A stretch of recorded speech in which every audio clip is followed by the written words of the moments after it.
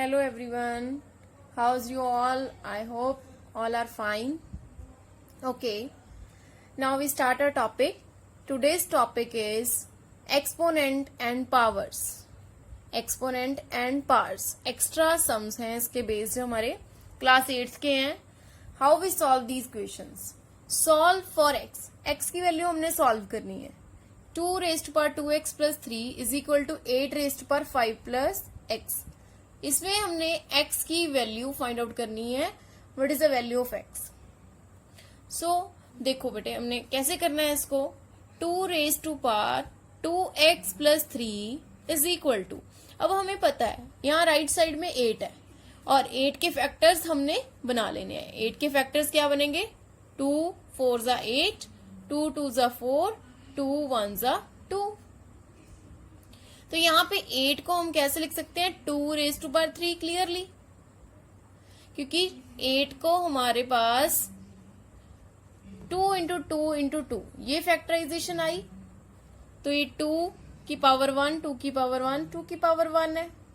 तो base same है तो पावर्स क्या होगी हमारे पास? ऐड. 2 रेज टू पावर 3 बन गया. ओके ये बन गया ना 2 raise to power 1 plus 1 plus 1, that is 2 raise to power 3. ये हमारे पास बन गया 8 is equal to 2 raise to power 3. तो हम यहां पे लिखेंगे 8 को 2 रेज टू पावर 3, और ये 5 प्लस एक्स पावर तो था ही हमारे पास. क्लियर? तो हमारे पास ये आ गया 2 raise to power 2x plus 3 is equal to 2 raise to power 3 into 5 plus x. अब इसको हमने ऐसे क्यों लिखा 3 इंटू 5 प्लस एक्स? बिकॉज देखो हमारे पास यहाँ पे एक प्रॉपर्टी है that is x raise to power m raise to power n.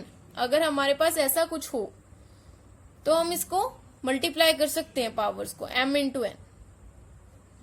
ठीक है, तो हमारे पास यहाँ पे 2 raise to power 3 raise to power 5 plus x था, तो ये भी दोनों पावर्स ही हैं तो दोनों मल्टीप्लाई होगी हमारे पास.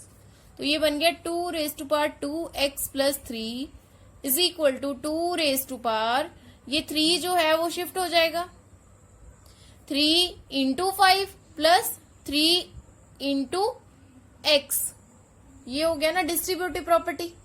डिस्ट्रीब्यूटिव प्रॉपर्टी हमारे पास क्या होती है? डिस्ट्रीब्यूटिव हमारे पास होती है a into x plus y है अगर हमारे पास, तो ये हमारे पास आएगा ax plus ay. Means a जो है वो दोनों के साथ शिफ्ट हो गया, मल्टीप्लाई हो गया. ठीक है, तो हमारे पास आया 2 raise to power 2x plus 3 is equal to 2 raise to power 15 plus 3x.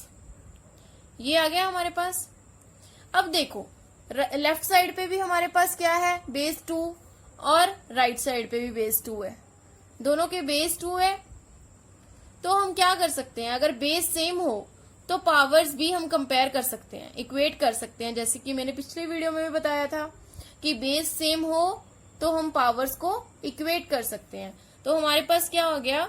ये देखो, as the base are same, bases are same, then on comparing parts. अब हमने क्या करना है? पार्ट्स को कंपेयर करना है. तो पार्ट्स हमारी कंपेयर हो जाएंगी यहाँ पे. तो बेस हमारा 2 है तो पावर्स इक्वल आ गई. 2x plus 3 is equal to 15 plus 3x.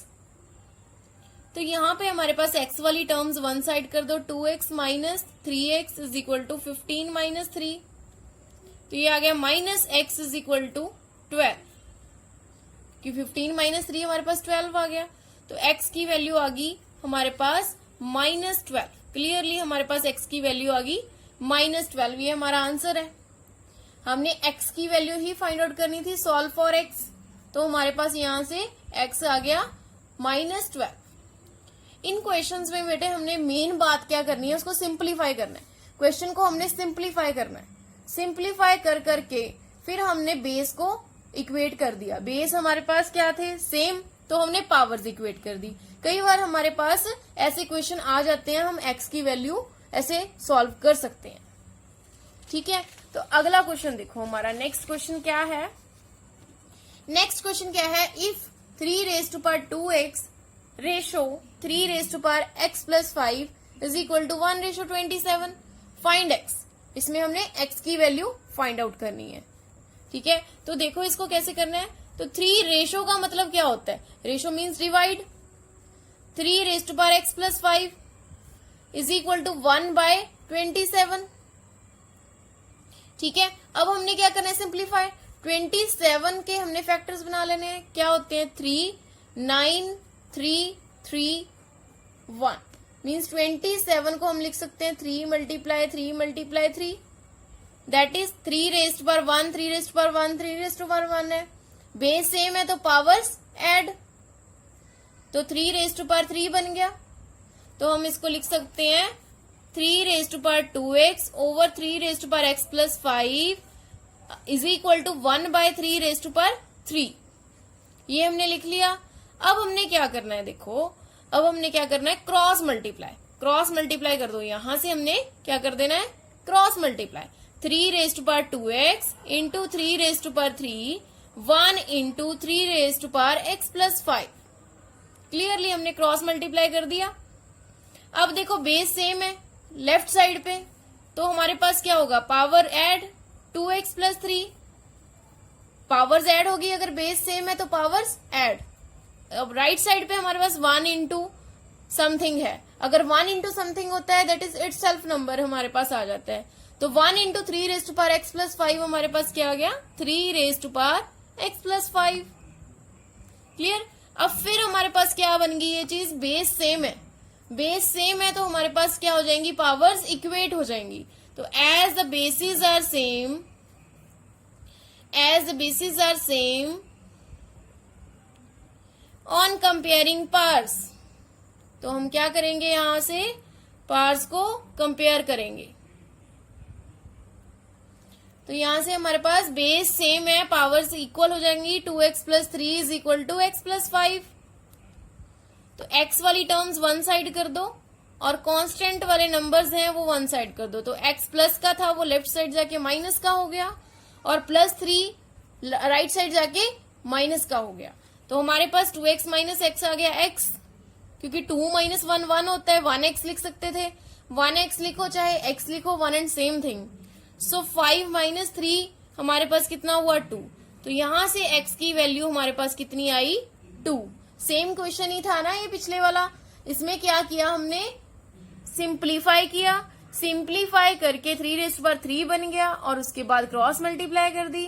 Base same है तो उसको हमने क्या करना है, पावर्स को ऐड कर देना है. यहाँ पे आप एक ये लॉज ऑफ एक्सपोनेंट यूज कर रहे हो. a⁻m into a⁻n is equal to a⁻m+n. ये हम लॉज ऑफ एक्सपोनेंट यूज कर रहे हैं. क्या यूज कर रहे हैं, लॉज ऑफ एक्सपोनेंट्स. इसमें आपने जो क्वेश्चंस किए होंगे उसमें पढ़ा होगा कि a⁻m into a⁻n is equal to a⁻m+n होता है. तो यहां से बेस सेम है तो पावर्स ऐड होगी. तो राइट साइड हमारे पास एज इट इज आ गई. अब बेस सेम है, 3 की पावर है, ये भी 3 की पावर समथिंग है. तो बेस सेम है तो पावर्स हमारी इक्वल हो जाती हैं. तो जो भी पावर थी 2x+3 एंड x+5 उसको हमने इक्वल कर दिया. तो यहां से हमारे पास x की वैल्यू कितनी आ गई बेटे, 2. आई होप सबको ये क्वेश्चंस क्लियर हो गए होंगे. If any doubt you can ask any time. ठीक है, किसी को भी कोई भी प्रॉब्लम है आप पूछ सकते हो कभी भी. ठीक है, अगर हमने हमारे कोर्स को ज्वाइन करना है वो भी आप ज्वाइन कर सकते हो, online classes. Thank you so much.